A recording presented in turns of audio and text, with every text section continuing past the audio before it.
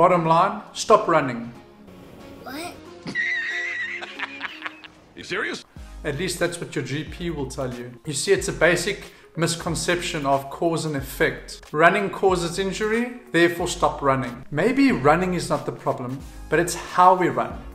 Let me show you with a video of me running a couple of weeks ago. Notice how my right foot hits the ground with the heel first, pronates inwards and collapses. According to a review done by the Journal of Sports Medicine, 56% of all recreational runners will end up injured. Let's try and understand running and see how we got to these current injury statistics. It starts when we're babies. We learn to run before we can even string a sentence together.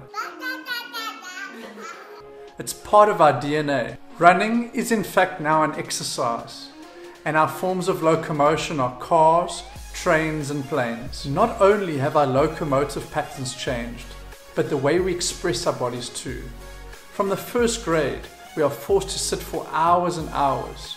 As a result of all the barriers and obstacles we put our bodies through, we start losing the capacity to get into the correct shapes for an efficient running technique. We may start to heel strike, excessive pronation, we might hyperextend our backs, totally different to when we were children. When you watch babies run, they all look the same.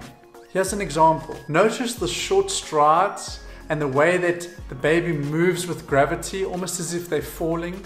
These are proper running principles. They do it without even trying. It just comes naturally to them. Why? Because they can get into the correct shapes. All right, so what's the solution? The way I see it, you've got three options. Number one, you can thank the good fellows of the shoe company by buying one of those inner soles or shoes that magically correct the way you run. But by doing this, you're running a fool's errand, excuse the pun. You're treating the symptom, but not the cause. It's like saying, I'm cold in my bedroom, so I'll put on a jacket, but I'll leave the window open. It just doesn't make sense. Option number two, you could stand while everybody's sitting and look like a complete oddball. I've done that at university.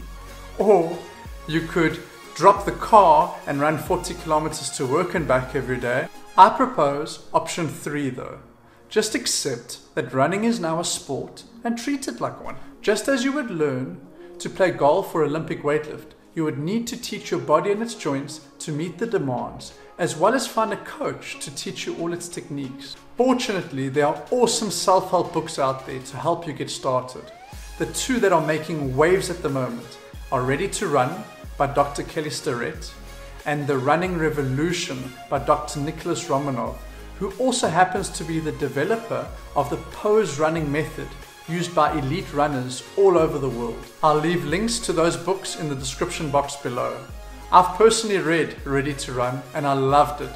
If you guys would like to see a review on that book, leave us a comment below and maybe we'll make it happen. In conclusion, running is not the demon here, but it's our understanding and approach to running that is at fault. So what do you guys think? Let's start a conversation. But until then, I wish you guys many injury-free miles. Cheers everyone.